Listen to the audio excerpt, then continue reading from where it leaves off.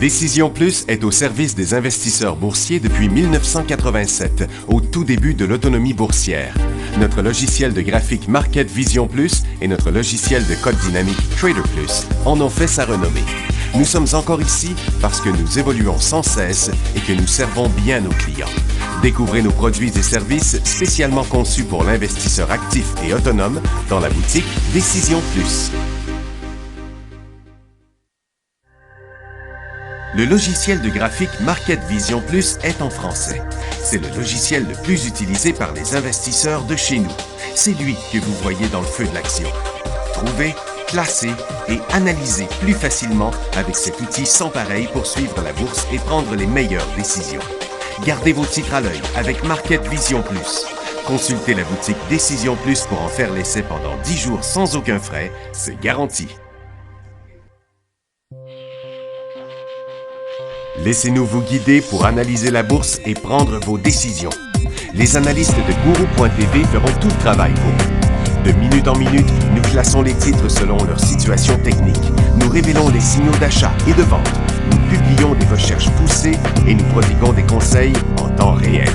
Ça commence avant l'ouverture et ça se poursuit jusqu'à la fermeture des bourses. Profitez de chaque cycle boursier avec Guru.tv. Trader Plus, l'instrument du day trader. 50 cotes qui clignotent en même temps. Autant de listes que vous voulez. Graphiques à la seconde. De 3 à 30 graphiques. Des alarmes à volonté. Des listes de cotes préparées. Des modèles graphiques préparés. Prêts à faire feu. Achetez, vendez avec Trader Plus.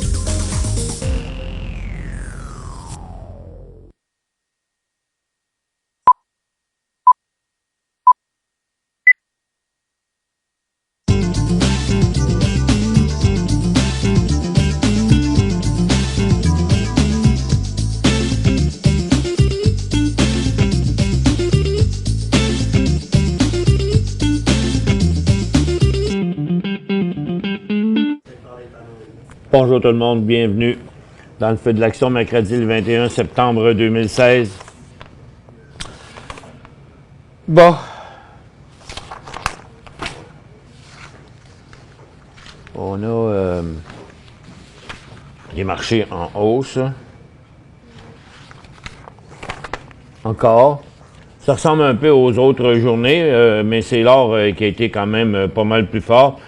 Apparemment, ben là, premièrement, c'est à 2 heures, la Fed. La Fed va parler à 2 heures aujourd'hui, mais il y a déjà la Banque du Japon qui a parlé. Ben, apparemment, ben, la hausse reste à cause de ça. La Banque du Japon surprend le marché en gardant son taux directeur inchangé et surprend le marché en fixant une cible pour son taux d'intérêt de 10 ans qui devrait rester au-dessus de 0. Il est négatif depuis mars. Tant que la cible d'inflation de 2 % n'est pas atteinte. Bon. La Banque du Japon va aussi continuer son programme d'assouplissement en tant que la cible d'inflation n'est pas atteinte. C'est la seule nouvelle qu'il y avait de ce coin-là. Donc, ici, pas de changement pour le dollar américain. Le yen japonais a jumpé là-dessus. Le Nikkei a jumpé aussi. Le Hang Seng est remonté à peu près à sa résistance, là, de très court terme. La bourse de Londres, elle fait rien. Le SPY, comme vous voyez, ça ressemble à toutes les autres journées, où chacune des journées a monté. Et c'est quand même spécial, là. Regardez, là, je les mets en gros plan, là. Chacune des journées a ouvert en hausse et a terminé en baisse, là. C'est pas rien. C'est 1, 2, 3, 4, 5, 6, 7, 8. 8 fois pareil. Et puis, donc, ça fait une drôle de formation. Donc, le SPY, qui est toujours dans une formation neutre, qui a monté ce matin. Et puis là, il redescend tranquillement, comme les autres journées. Et puis, sur le marché de Nasdaq, c'est une hausse, mais c'est une hausse bien faible. Il nous reste 9 points. Donc, pas de changement tant que ça de notre côté. Le Dow, on l'a vu. Le SPY fait pareil. Et puis, c'est le SPTT, lui, qui est plus fort. Pourquoi? À cause que l'or montre un décollage en cycle haussier. Les titres, beaucoup décollent aussi. Dans le secteur énergie, il y a le pétrole qui a rebondi. Ça ne donne pas suite, là, mais pour l'instant, mais ça a quand même rebondi et il se tient à ce niveau-là. Et puis le gaz fait rien. Mais les titres ont rebondi aussi, mais restent dans leur formation là. Donc, c'est surtout l'or qui montre un nouveau cycle haussier. On va aux résultats financiers, on revient après. FedEx, 2,78, 2,90, c'est pour ça qu'il monte comme ça. 19 d'augmentation des revenus. General Mills, 75 à 78, ça déçoit. Mais le titre a chuté ce matin pour revenir à la hauteur de son support. Adobe Systems, 72,75. KB Home, 39 à 42, ça bouge pas. Et CarMax est en glissade de 80, ils ont eu 88 cents, tel qu'attendu. Microsoft annonce une hausse de son dividende à 39 cents et un plan de rachat de 40 milliards. Clovis a longtemps été considéré comme une cible d'acquisition par une longue liste de prétendants, y compris Lilly Eli, Merck et Roche. Donc, il y en a du monde qui veut acheter ça. Aujourd'hui, il est plutôt sur la fin d'un cycle haussier, là. Et T-Mobile pourrait devenir une cible d'acquisition de Comcast. Ça fait rebondir le titre. Il y a une nouvelle sur Orbit qui a poussé un peu là-dessus. Ils ont fourni une mise à jour à propos du démarrage de son usine d'alumine haute pureté. Les activités continuent de progresser telles que prévues vers le début de la production avec digestion et cristallisation du CAH pour calcination avant la fin du 3e trimestre. C'est technique pas mal, hein? Ça nous en dit pas gros, mais... Début de la production avec digestion et cristallisation du CAH pour calcination avant la fin du 3e trimestre. Ouf. Aïe, aïe. Oh, Bombardier. Hein, Bombardier. Il y en arrache, Bombardier. A chuté en bas de 5 mois sur l'anxiété quant à la réduction des jets d'affaires et des retards supplémentaires de l'avion de ligne C-Series. La CIBC fait une alliance formelle avec les grandes banques en Australie et en Israël afin de collaborer dans les domaines de la banque numérique, technologie financière, cybersécurité, dans le but de réduire les coûts et de stimuler l'innovation. Bon. Petit cycle haussier. Intel Jenks et Red Hill Biopharma ont annoncé qu'ils ont conclu un entente avec Pharmatronic en Corée du Sud pour commercialiser le Risaport, qui est utilisé pour le traitement des migraines aiguës. Donc, cette compagnie-là ne faisait pas grand-chose, mais elle bouge beaucoup maintenant. Compagnie sur le marché de croissance, IGX et Red Hill. Deux compagnies. Ça va bien quand même. Et c'est tout pour les nouvelles. Maintenant. Hier, à propos de ce qu'on avait parlé, là, des petits titres là, qu'il fallait vendre, il semble que le cas n'est pas très étendu parce que les commentaires que j'ai eus, c'était pas des choses identiques, là. Il y en a qui ont juste confirmé que non, ils avaient vendu des titres, mais ce ne sont pas tous les titres. Apparemment, il y aurait une liste de titres. On ne sait pas trop lesquels. J'ai quand même... j'ai peut-être quelque chose de tout à fait nouveau.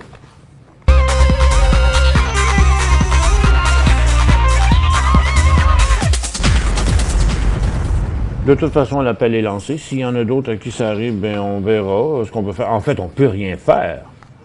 On ne peut rien faire. Quand les bourses prennent des décisions, comment vous voulez qu'on fasse quelque chose là-dedans?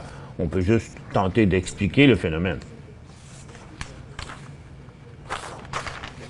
Maintenant, où en sont nos marchés? Regardez, Nasdaq a monté ce matin, après... Puis le Dow fait pareil. Puis le SPY fait pareil. C'est le TSX, c'est mieux tenu que les autres. Pourquoi? Parce que il y a la hausse des pétrolières, des matériaux, des minières, des aurifères, des industriels. Et par contre, de l'autre côté, c'est seulement les ressources qui sont restées en hausse. Là, parce que regardez, la consommation discrétionnaire a décollé en hausse et même rendue négative. La consommation de base a monté, tu sais, ça c'est la barre des zéros, là, le prix de fermeture d'hier. Ça a remonté et regardez, maintenant, c'est en chute, la consommation de base. Les services financiers ont monté aussi, mais là, semblent vouloir revenir par en bas comme les autres. Celui qui tient le plus le coup, c'est les industriels. Parce que la techno fait pareil, vient d'enclencher à la baisse. Les télécoms aussi sont partis à la baisse. Les services aux collectivités tiennent le coup. Et la santé est revenue en bas aussi. Donc, il y en a 1, 2, 3, 4, 5 qui se sont dégonflés. Les autres semblent vouloir faire un peu la même chose. Il y a aussi les ressources et le secteur industriel, surtout, là, qui toffe. Est-ce que ça va rester comme ça? Est-ce qu'à 2 heures, ça va être un changement total? Est-ce que les résultats vont donner la même chose que la Banque du Japon? Bien dur à dire. Pour l'instant, là, on a atteint un plateau sur les titres aurifères. On va regarder le secteur aurifère plus précisément pour voir comment ça se passe. Ça, c'est la hausse des titres aurifères. Je vais vous le montrer sur une plus longue... tiens, ça, c'était le cycle baissier qu'on avait ici. 2 jours de côté, c'est le mouvement qu'on a eu sur la base en bas. Et cette petite cote-là, aujourd'hui, c'est ça ici, là, qui a jumpé, puis qui, là, il se déplace de côté. Ça part par là ou ça revient? C'est ça la question, et ça va probablement se décider à 2 heures. Si on regardait ça comme ça, s'il n'y avait pas la Fed qui était pour parler à 2 heures, qui pourrait tout changer, ou progresser plus loin, je dirais, bon, ça aurait été quasiment un point d'entrée. Mais je pense que là, je vais enlever un peu de quantité de données qu'on voit mieux. Bon, c'est ça. Donc, les titres aurifères, ce matin, sont montés, sont descendus, sont montés. On est pogné à une double résistance. Donc, le point d'entrée ici serait juste au-dessus de là. Donc, sur un nouveau haut pour la journée. Il faut quand même rester prudent avec l'annonce de la Fed. On va regarder maintenant ce que ça donne du côté des titres. Cisco est quand même fort, hein. Vous savez, il a mis la main sur un paquet de nouveaux claims là, dernièrement, là, et il semble que ça change de quoi dans son histoire à lui. Et donc la plupart des titres font comme le marché. Le volume est vraiment pas très fort par contre. C'est loin d'être un des plus gros volumes qu'on a là, ici, même si on est à mi-journée, on n'a pas la moitié du chemin de fait encore là, dans le volume aujourd'hui. Mais on a Agnico Eagle en cycle haussier, pas vraiment IAM Gold. Kinross aussi, il y a une double résistance là, donc en théorie, il devrait s'arrêter là à 6 piastres, il reste à peu près 25 à 30 cents de potentiel. Et Franco-Nevada, vous voyez, il n'est pas si fort que ça. Donc c'est un rebond d'un peu partout, mais il semble que sur les titres, on se dépêche pas tant que ça, là. Il y a Goldcorp aussi qui décolle, mais qui est rendu à sa résistance. Donc, est-ce que c'est vraiment enclenché ou pas? Tant qu'on reste dans cette formation-là, comme on l'a vu sur beaucoup de titres, le Cisco est comme ça. Agnico Eagle est à l'intérieur de cette formation-là. Donc, c'est pas certain que c'est le meilleur point d'entrée. Il y a une grosse résistance à très court terme et les volumes sont faibles sur le mouvement. Et puis, il y en a la majorité. Regardez, Barrick, Nova Gold, Franco-Nevada, ils sont tous pareils, avec un petit peu plus de volatilité, les uns que les autres, là, mais il n'y a pas vraiment là, rien d'enclenché. C'est sûr qu'au départ, c'est à conserver. À acheter, pas évident. Les mines, c'est semblable. Est-ce qu'on est vraiment dans un cycle haussier? Tech n'a pas réagi, il ne bouge pas. First Quantum non plus. Regarde, tous les titres restent dans leur formation neutre, donc il n'y a pas de signal d'achat là non plus. Et puis dans les autres secteurs, c'est au ralenti. Là. On a vu, là, ça pourrait être un sommet ici, là, parce qu'on est en situation surachetée partout, là, dans la consommation discrétionnaire, dans les télécoms qui montaient hier, mais qui ne montent plus. Les services financiers, bon, sont juste revenus à la même place qu'ils étaient. Les industriels sont en hausse, mais dans une formation bien neutre. Donc, le marché n'a pas encore montré sa nouvelle direction, malgré la force des ressources qu'on a ce matin. Pour joindre Michel Carignan et son équipe par courriel, écrivez à michelcarignan@decisionplus.com. 5 bonnes raisons de gérer vos investissements avec Banque Nationale Courtage Direct. Des frais de commission fixes à 9,95 en tout temps pour tous les clients et à partir de seulement 6,95 si vous êtes un investisseur actif. Aucun frais d'administration annuel si vous détenez plus de 20 000 $ dans vos comptes. La possibilité d'ouvrir des comptes enregistrés en devise américaine. Des outils performants afin de faciliter vos prises de décision. Un service à la clientèle primé et un niveau de satisfaction parmi les plus élevés de l'industrie. Pour en savoir plus, visitez le bncd.ca ou appelez-nous dès maintenant. Décision Plus est au service des investisseurs boursiers depuis 1987, au tout début de l'autonomie boursière. Notre logiciel de graphique Market Vision Plus et notre logiciel de code dynamique Trader Plus en ont fait sa renommée. Nous sommes encore ici parce que nous évoluons sans cesse et que nous servons bien nos clients. Découvrez nos produits et services spécialement conçus pour l'investisseur actif et autonome dans la boutique Décision Plus.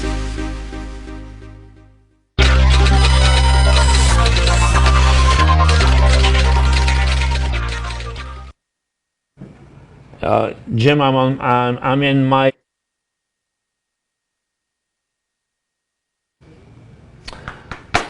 Excusez-moi. Un appel d'Australie. C'est pas que j'étais obligé de dire ça, mais c'est parce qu'on a une démo demain matin. Montréal, New Delhi, Montréal, Mumbai. Il y a 9h30 de différence avec nous autres, hein? Je vous dis que c'est pas facile. Des fois, on se couche tard, puis d'autres fois, on se lève de bonne heure. Bon, je disais, les stocks industriels, c'est pareil aussi. Puis le real estate, hein, on a fini le cycle à la hausse. Ça devrait revenir à la baisse dans le real estate. La même chose du côté des services aux collectivités. Donc, on est encore dans la santé bouge pas. La consommation de base, ça a l'air être fini aussi. Puis la techno, il a progressé au cours des derniers jours, mais on est revenu en situation surachetée. Fait que là, l'élastique était tiré pas mal. Puis en plus, c'est en train de redescendre aussi, la technologie. Et puis, il en reste plus beaucoup sur Nasdaq, là. Et puis, on voit le secteur minier qui est en train de vouloir virer de bord, là. Je vais vous le montrer dans un graphique en 1 minute, là. Je regarde votre cas, comme les autres, là. Ça commence, il y a encore de la pression. Je me demande s'ils vont pas suivre aussi. Le marché, c'est vraiment pas où il s'en va. Et ça fait des jours que c'est comme ça. Si on avait embarqué dans les genres de supposés signaux d'achat qu'on a eu à cause des jumps qu'on a eu dans les derniers jours, ça n'aurait pas donné grand-chose, finalement. Donc, c'est pas mal ça, le tour du marché, là. Les marchés américains s'en reviennent. Probablement, ça va être comme ça jusqu'à 2 heures. Puis le TSX lui tient encore le coup. On a quelques questions ici. Je devrais être capable de vous ouvrir la barre de questions dans les 3-4 prochaines minutes. Préparez votre question. Avec si vous en avez et si vous en avez pas, là, dans les questions que vous posez. Ça, j'avais répondu à cette question-là. Bon, mais je vais tout de suite passer à celle de la tablette. On a notre session de cours d'automne est ouverte. Le 5 octobre, c'est le cours de swing trading et le 12 octobre, c'est le cours de day trading. On va vous mettre ça tantôt pendant la pause, un lien direct pour accéder à ça là, sur la plateforme interactive. Donc, il me reste quelques questions ici. VRX à Toronto, vendu à découvert à 38,82. On va aller dans la Santé, VRX, à 38,82. Je conserve ou je couvre ma position? Bon, regardez. On va regarder un graphique. Tu vois, ce matin, ça montait, puis là, c'est revenu de 60 cents. On va mettre un graphique en 15 minutes, puis on va regarder votre tendance. Vous voyez, vous avez vendu ça à découvert à 38,82. OK? 38,82, là, c'est ici, là. OK? Donc, vous êtes dans une très, très belle situation dans ce titre-là. Moi, je dirais, vous avez deux choses l'une. Vous pouvez prendre un profit, sécuriser une partie de votre transaction, et puis, mais vous avez quand même de la marge de manœuvre. Il faudrait que vous reveniez ici avant de perdre l'argent que vous faites, parce que vous faites de l'argent, plus le titre descend. Donc là, moi, je me dis que ça vaut bien un 50 cents. Vous pourriez vous mettre un rachat ici, là, à genre 36, 36 et demi, mais je pense prendre le risque de le garder encore, parce que s'il décroche là, il va faire encore un bout. Vous l'avez toffé tout ce temps-là, de toute façon. Puis il est in de money, puis pour l'instant, il n'y a rien qui indique qu'il va partir en peur. Bon, c'est vrai que les titres de santé, ça peut bouger fort, mais en tout cas, il n'en fait pas souvent des beaux gros mouvements à la hausse, là. Ça paraît pas gros, là, c'est 38,82 sur 40, ici, ça paraît pas beaucoup, là. Mais en tout cas, si vous pouvez vous mettre un rachat stop à 36, ben, je garderai toute la position. Puis sinon, ben, vous en vendez la moitié, puis c'est-à-dire vous en rachetez la moitié, et puis vous gardez le reste. RML acheté à 3 cents.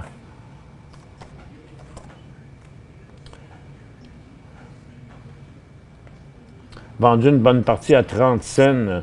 Avec ça, c'est 1000% de profit, hein. Là, il est calme, là. OK? Il a déjà fait un bon mouvement sur des bons volumes, puis tout le long de sa descente, les volumes sont beaucoup diminués. Moi, je prendrais une chance. Vendez le reste en bas de 20, puis même que je dirais qu'à 26, vous pourrez en racheter encore et en revendre à 34, 37, là, quelque chose dans ce coin-là. Achat 4000 MGW. Maple Leaf Green Wild à 34 cents. Bon, pour l'instant, il n'y a pas trop à vous inquiéter, là, parce que, regardez, les creux sont plus hauts les uns que les autres. La tendance est très belle. Oui, il y a une double résistance là, mais il n'y a rien qui indique que ce titre-là a fini. Ça doit être un titre de pote, ça, hein? Ça me semble. Oui, hein? Oh, oui, c'est sûr, rien qu'à... Mais Maple Leaf Green Wild, là, ouais, c'est ça. Donc, pour l'instant, moi, je patienterai encore un peu là, sur ce stock-là. Vous l'avez peut-être juste acheté un petit peu off-timing à 34, là, mais probablement que c'était ici aussi, que c'était correct. C'est bien, bien beau. Le point d'inversement, ce serait 25. Acheter 1200 TRN. Trinity Industries, ça c'est à New York, ça. OK. TRN.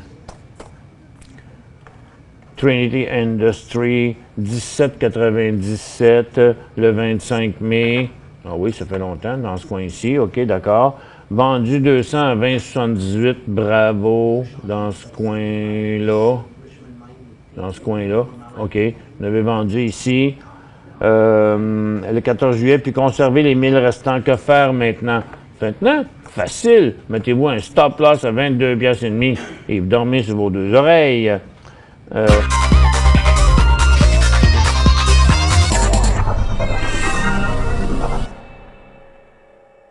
5 bonnes raisons de gérer vos investissements avec Banque Nationale Courtage Direct. Des frais de commission fixes à 9,95 en tout temps pour tous les clients et à partir de seulement 6,95 si vous êtes un investisseur actif. Aucun frais d'administration annuel si vous détenez plus de 20 000 $ dans vos comptes. La possibilité d'ouvrir des comptes enregistrés en devise américaine. Des outils performants afin de faciliter vos prises de décision. Un service à la clientèle primé et un niveau de satisfaction parmi les plus élevés de l'industrie. Pour en savoir plus, visitez le bncd.ca ou appelez-nous dès maintenant. Laissez-nous vous guider pour analyser la bourse et prendre vos décisions. Les analystes de Guru.tv feront tout le travail pour vous. De minute en minute, nous classons les titres selon leur situation technique. Nous révélons les signaux d'achat et de vente. Nous publions des recherches poussées et nous prodiguons des conseils en temps réel. Ça commence avant l'ouverture et ça se poursuit jusqu'à la fermeture des bourses. Profitez de chaque cycle boursier avec Guru.tv.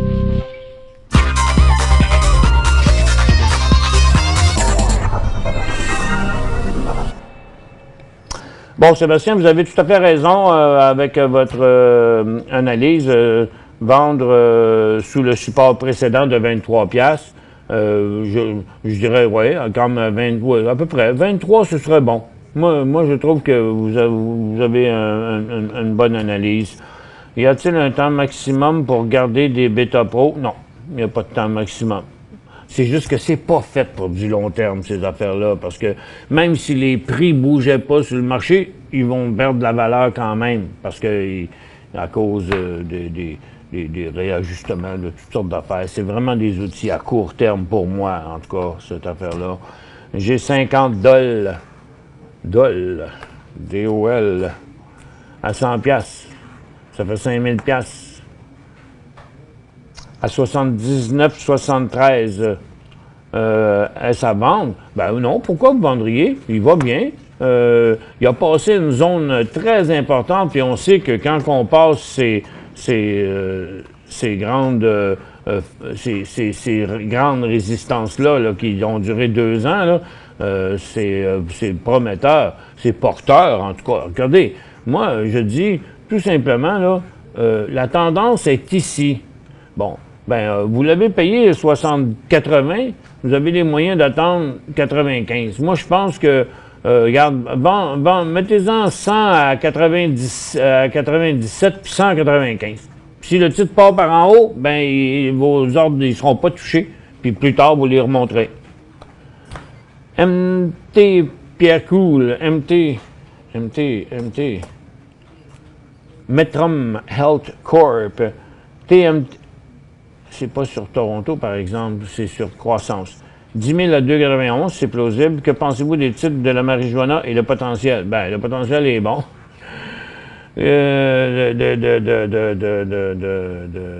C'est sûr. On le voit d'ailleurs par les graphiques. Là. Donc, Metrum Health ici, 2,91, il vaut 3,25. Vous en avez 10 000.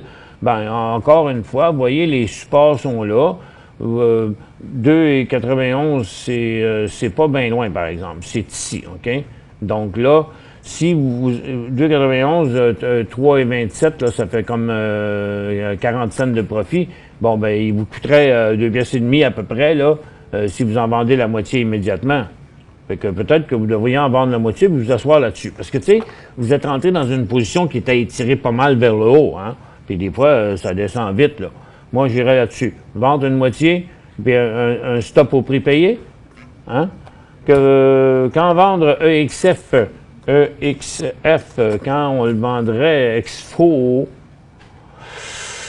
à 5,65. Ouch! Pas facile, lui, là. Pas facile, là. Exfo. Vous avez payé 5,65, on ne sait même pas sur la chart, là, ça fait longtemps. Là, vous avez ça depuis 2014. Peut-être que vous pouvez être patient, là, mais je ne sais pas trop. Il est bien difficile à analyser. C'est un titre qui n'est pas liquide du tout. Je voudrais bien vous dire, peut-être vous en débarrasser, mais il est reparti quand même à monter, là. Mais il est tellement tout croche dans son graphique quotidien, là. Pour l'instant, il est en hausse. Peut-être le flusher, s'il redescendait vers les 4,5, un jour, peut-être qu'il faut sortir de ça puis rentrer dans d'autres choses, parce que c'est pas sûr que lui va vous ramener les pertes que vous avez perdues. FIE. Ça, c'est le iShare financier. Quand acheter FIE, regardez, c'est bien simple, juste quand il va passer en haut de ça, jamais avant. OK? Cette grosse résistance-là, ce serait intéressant à 6,85, 6,90 environ. HNU 12,75 hier. HNU On sait que il est en hausse. Ça va me prendre un autre graphique pour voir ça, là. 12,75 hier. Donc, vous l'avez acheté juste sur le top. On va mettre ça en 5 minutes. Bon, 12,75, vous l'avez acheté ici. OK. Bien là, pour l'instant, il est encore en hausse. Il est encore dans sa tendance. Puis, l'inversement de ce cycle-là serait à 12,50. Donc, moi, je pense... Est-ce que c'est un bon achat? Pas mauvais, parce que ça bouge avec le gaz. Ça. Puis le gaz, hier, il décollait. C'est juste qu'il ne continue pas, là. J'essaie de trouver la meilleure proportion. Bon, ici, pour l'instant, il est encore en ligne. OK? Mais, en tout cas, ça, c'est UNG, là, mais en quelque part, là, sur votre HNU, il faut quand même chercher à vous protéger. HNU, je vais vous dire le prix qu'il faudrait peut-être reconsidérer. Ce serait, en tout cas, il ne faudrait pas qu'il retombe en bas des 12,60. 30 secondes. Qu'est-ce que le swing trading demande, Marc?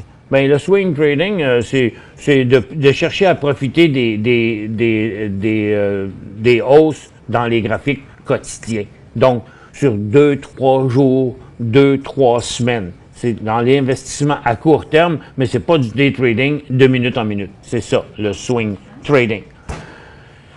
Un petit coup d'œil sur le marché. N'oubliez pas qu'il y a la décision de la Fed aujourd'hui à 2 heures. Donc, ça devrait faire bouger les marchés, ça. Pour l'instant, Nasdaq est revenu, puis le Dow Jones et le SPY se sont stabilisés. Mais il reste à voir ce que ça va provoquer après-midi.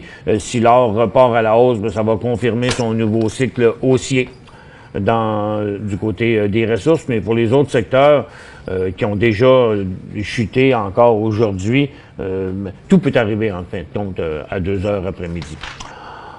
On se revoit demain. Passez une excellente journée.